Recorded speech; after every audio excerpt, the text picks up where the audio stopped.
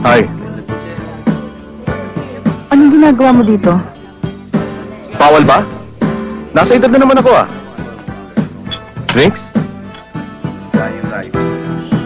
Galit ka pa ba sa akin? Mag-iisip pa ba akong magalit? Dapat nga, mas mahiya pa ako eh. Dahil ginawa mo akong tanga. Pumili ka na lang ng iba. Customer ako. Ayoko nga eh. Pwede kitang ireklamo. Timmy, alam mo ba na mahal ako? Ako ang pinakamahal dito. Alam mo, kahit ikaw ang pinakamahal dito, mura ka pa rin. Magkano? Waiter! 3 tequila, sabay-sabay. Pulutan, gusto mo? Malaki porsyento mo ron, hindi lang barya-barya. Ah, ganun. Bigyan mo ako ng crispy pata. Bigyan mo na rin si Tita Malu tsaka si Michelle. Gawin mo 3 order. Aba. Strict pala ang parents mo ah.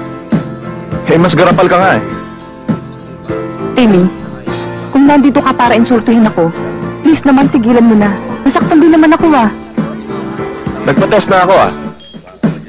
Buti na lang pala, wala kang sakit. Tama na. Huwag mo sabihin na insulto ka pa sa trabaho mo. Dapat nga, hindi ka na mahiya eh.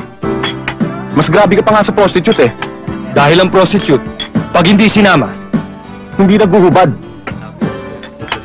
Eh ikaw, hindi ka pa sinasama, naghuhubad na. Timmy, pag hindi ka tumigil, sasampalin kita. Ikaw ang unang nanloko.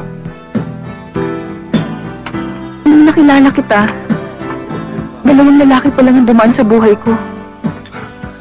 Eh ngayon, pila na kami. Kaya mo pa bang bilangin? O baka naman may sakit ka na? Dumadali ka na ba ng international? Or how about isang buong basketball team? Ilang binatilyo na ba ang nabibinyagan mo? Huwag mo na akong daanin sa ganyan. Hindi na uso yan. Sinong sinungaling sa atin? Sabi mo mahal mo ko. Huwag kang mag-alala. Ilalabas naman kita eh. Kung gusto mo, syosotahin pa kita eh. Handa naman ako eh. Kayang-kaya ng allowance ko yan. At higit sa lahat,